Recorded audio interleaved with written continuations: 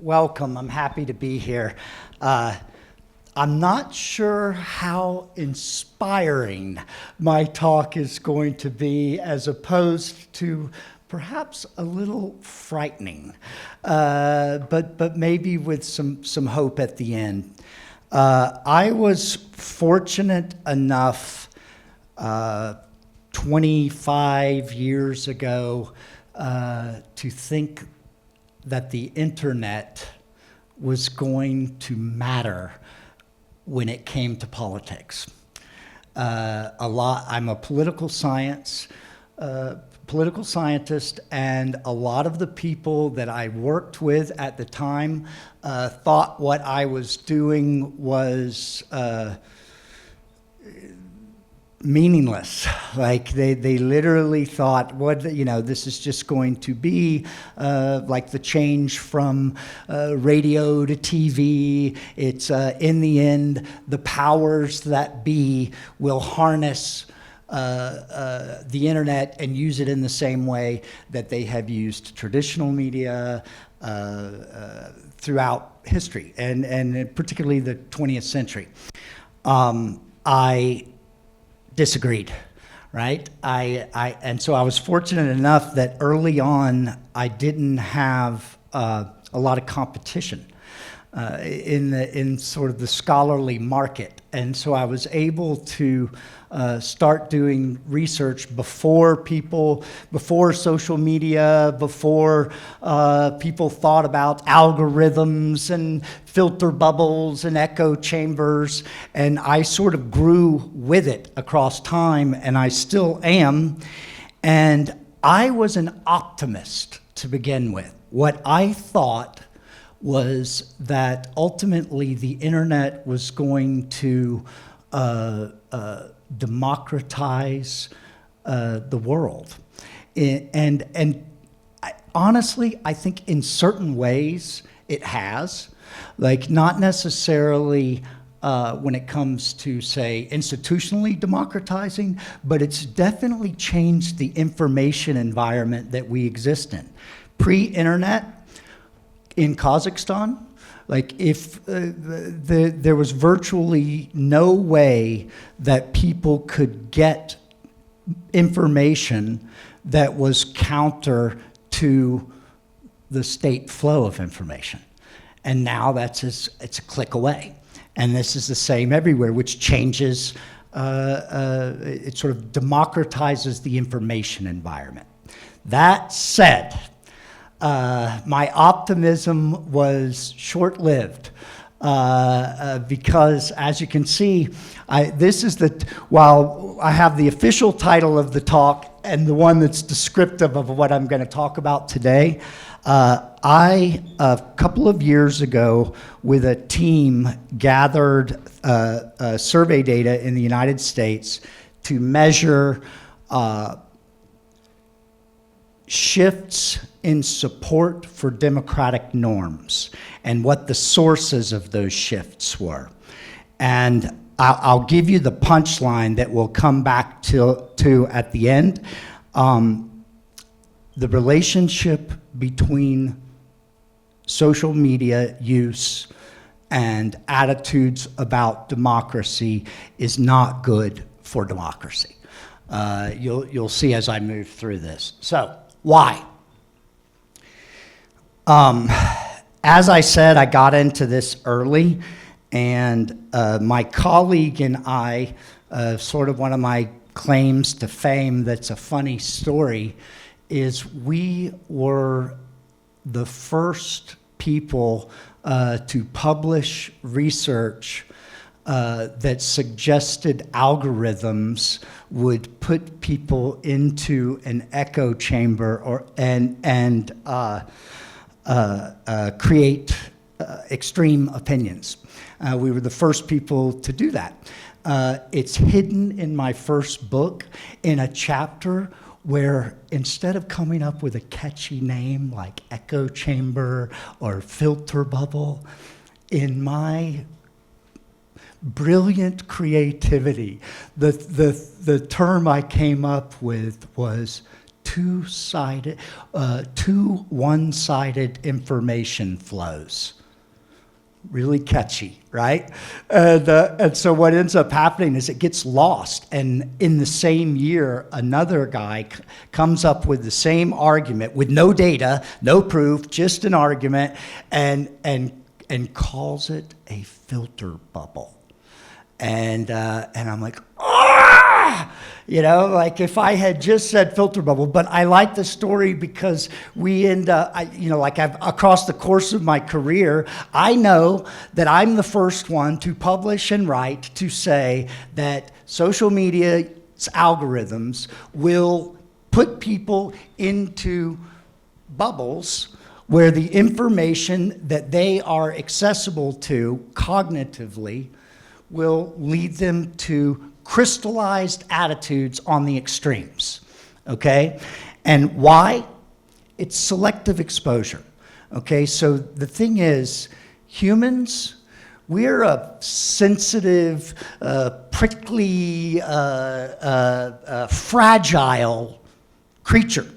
And part of the reason I think that we have evolved to the top of the food chain is because we don't like feeling discomfort. We want a warm, fuzzy feeling inside. And so that forces us to constantly look for what's next, what's more, create, build, fire, weapons, next. And so that's neurology, psychology, sociology has evolved with us across time. And what it leads us to do is selectively expose and selectively avoid.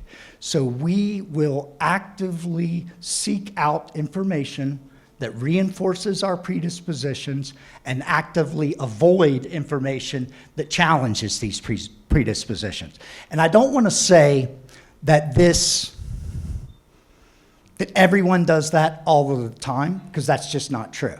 Right? Some of us seek out, there's people who seek out information that challenges their predispositions. And when we first did this, we measured all of that. But what I will say is there's a general tendency to do so.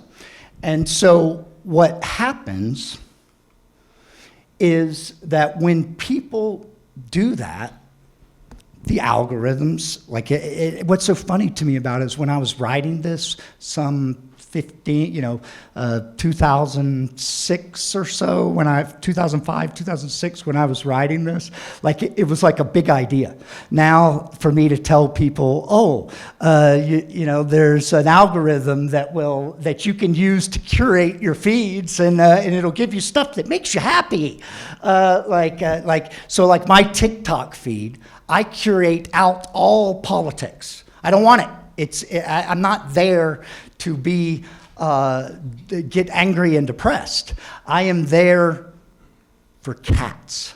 I like cats, and I like comedy. And so I'm a political scientist, and I have my separate talks, like a talk that's the cat talk, the comedy talk, and I go through that way. And then my social media feed on Facebook, because I'm a dinosaur and still use it, is nicely curated to be only people that I agree with, or if I don't agree with them, they don't talk about politics with me. We talk about skateboarding. And so Facebook is my skateboarding community. For a lot of people, that's not what it is at all. What I have seen for 10 years in research, doing content analysis on social media, doing survey research, doing experiments over and over, is that particularly in the United States, and I think Europe as well, is that social media, a lot of it is anger fueled. And I have even done research that found that tweets that contained anger words got more reach. Like they would get more shares, more comments, more everything. And then what happens when that happens is the algorithm picks up on it, and then it shows up in other people's feed. and then it keeps going, and it goes even viral or mini viral. And the thing is, our attitude, our perception of the world around us is as simple as a sort of averaging across the range of considerations that we have cognitively accessible. Those things have come from our parents, our schools, our governments, the media, our friends, our faiths, all of these things that information comes from. And there's a lot of debate in the psychology literature about how much new information shapes and who is shaped by new information. And I don't really want to get into that debate, but what I will say is that anything that we think, like what I think about a certain TV brand or anything like that, I'm just accessing this little biocomputer to average across the range of things in my head to spit out an opinion or think about or form an attitude about it.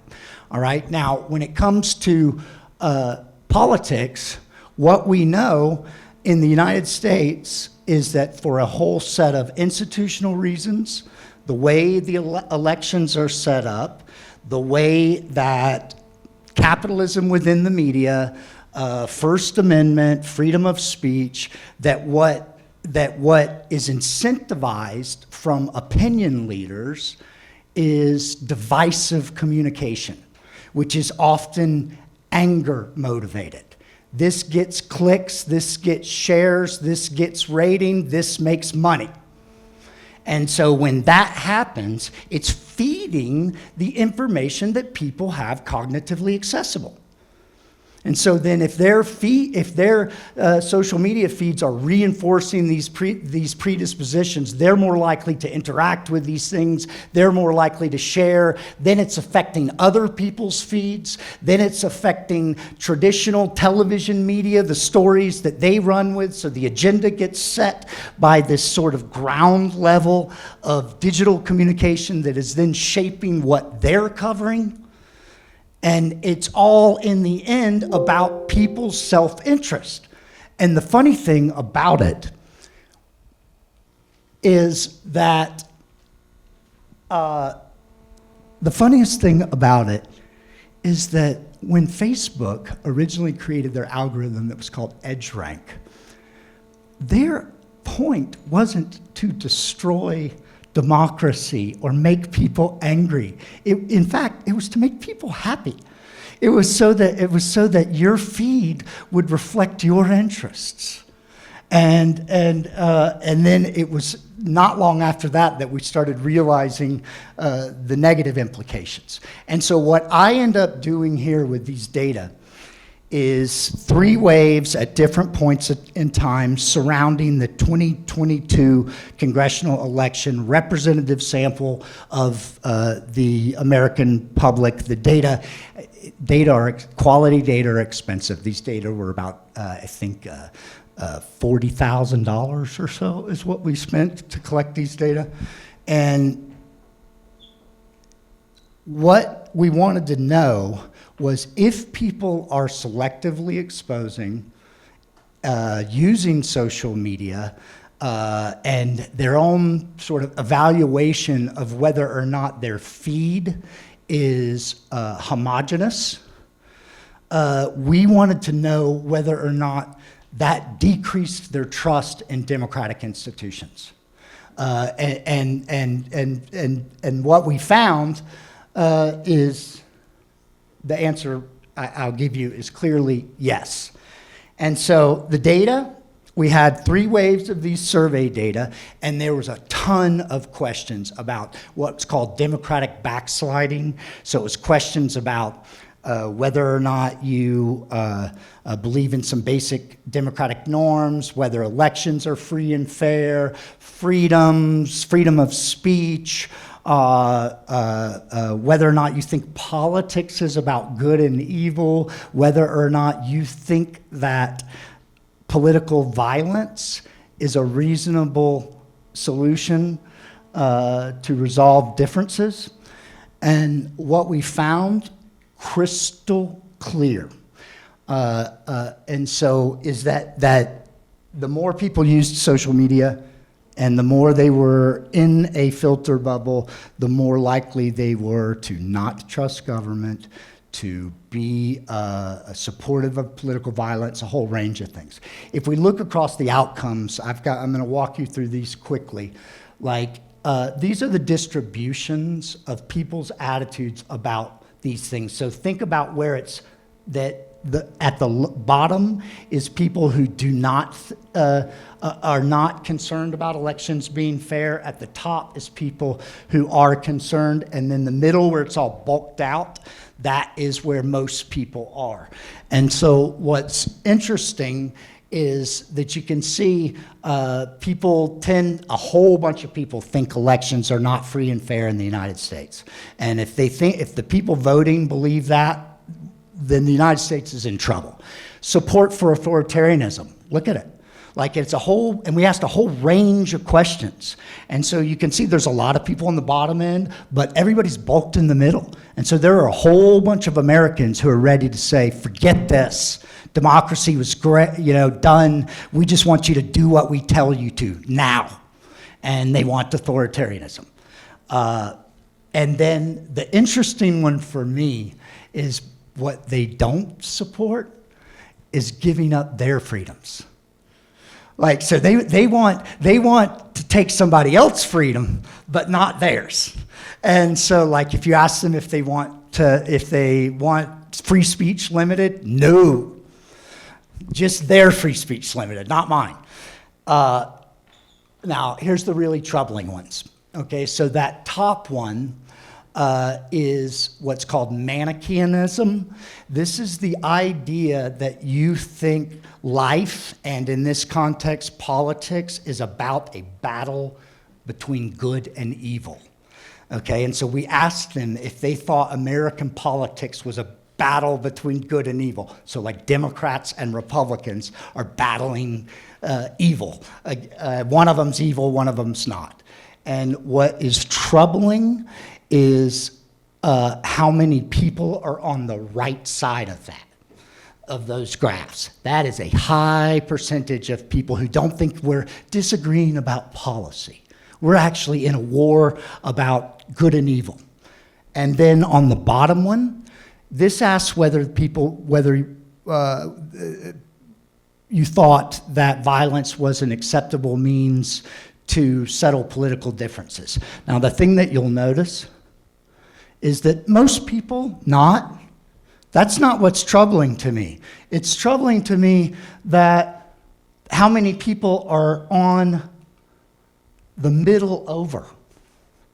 Like, so we've got 16%, 7%, 5%, that's 28, 29% of the public is somewhere between maybe violence is okay to solve our problems, or absolutely. And these were the different waves, and so after the election, this went up, okay?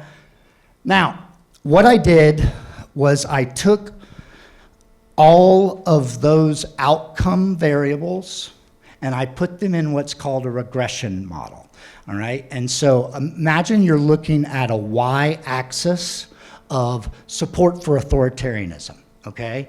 And then across the x-axis, you're looking at social media exposure, all right? And what I did was plotted what the relationship between those two things were while controlling for and holding constant a whole range of other variables that would predict that relationship. And so basically what it does is replicates experimental conditions to test a causal model. We can't really say for sure with our data that it's causal, so I'll be clear about that, but the evidence is striking and hard to argue with. And what we found is that the more people used social media, the stronger their emotions were, and the more their trust in democratic institutions went down, their belief that we're in a battle for good and evil went up, their support for violence went up, no relationship to their belief in freedoms, nothing. And so social media doesn't affect whether or not they think they want to speak loudly and limit other people's ability to do it, and which is sort of what their algorithm does for them. So at least in their information environment. The positive side, like what do we take from this, is there's also the other side of it. The people who are actively working, curating against their algorithm have a more balanced diet. And so you can actually force it, right? Like, so just like how I was talking about curating my TikTok feed, if I want politics to show up, I can get it to show up. If I want half of it to be from the left, half of it to be from the right, I can make that happen too. Like TikTok's algorithm, this is why it's so valuable, is hypersensitive and works really well. Like we all know who use it, is if you watch a couple of videos, suddenly you're seeing, like I was watching some of these dance videos at one point, and I'm like, oh my God, TikTok, just because I watched one or two videos doesn't mean that I want 80% of my feed to be this hop dancing thing or whatever they were doing. And so I had to curate it out. But I could balance my media diet. And so what I think is, remember how I started off with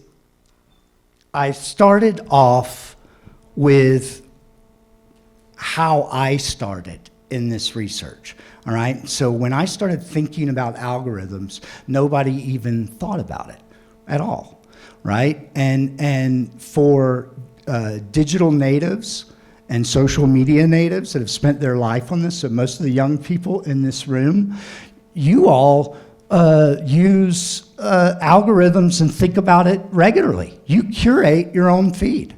You do that actively and don't even think anything about it. And so you are well aware of what that tool and how you can shape what your feed is. And so right now, the ugly truth in the US is not enough people are aware of that or see the value in seeking out information that counters their predispositions. And so they don't actively try to seek that out because they're stuck in an environment that tells them not to, right? But as we move through, if the U.S. democracy survives, which I think it will, there'll come a point in time where your age group there are the power brokers, the policy makers, the opinion shapers, and if the problems get bad enough there, then your generation will be able to recognize what some of those causes were and have digital literacy, things that tell you, that recognize the dangers in it.